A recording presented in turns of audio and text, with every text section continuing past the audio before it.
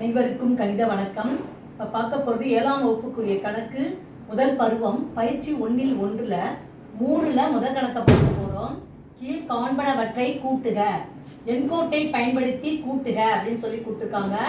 8 மற்றும் -12 எதை பயன்படுத்தி, எண்கோடை பயன்படுத்தி இந்த கணக்கை நம்ம இப்போ செய்ய போகிறோம். இப்போ பாருங்கள், ஃபஸ்ட்டு 8 முதல்ல. அப்போ 8னா 0லேருந்து 8 வரைக்கும் நான் இப்படி போட்டுக்கிறேன். 0லேருந்து 8 இது வரைக்கும் இது மாதிரி நம்ம போட்டோம். 0லேருந்து 8 நோக்கி அலகுகளை நகர்த்திக்கிறோம். அடுத்து மற்றும் -12.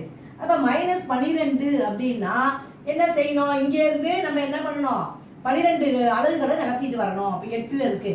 இப்போ 8லேருந்து 1 2 3 4 5 6 7 8 9 10 11 12 இந்த இடத்துக்கிட்ட வருது.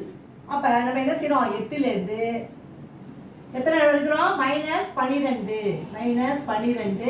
அது எது வரைக்கும் வருது, இந்த இடத்துக்கிட்ட வருது. இப்போ பார்த்தீங்கன்னா இப்படி ஆரோ மார்க் போட்டுக்கிறோம். இது இப்படி போகுது, வலதுபுறம் போகுது, வலதுலேருந்து இடதுபுறத்துக்கு வருது. ஃபஸ்ட்டு 8 அலகுகள் நகர்த்துறேன், அப்புறம் +8, அதுக்கு பிறகு அங்கேருந்து -12 இருக்கு. அப்போ ஒவ்வொரு அலகாக குறைச்சிட்டே வரணும். அப்போ இடது பக்கத்தை நோக்கி வரும் பொழுது 12 அலகுகளை நகர்த்தும் பொழுது வரக்கூடிய இடம் எங்கே இருக்குது பாருங்க, -4 கிட்ட நிற்குது. அப்போ இந்த கணக்குக்குரிய விடை -4.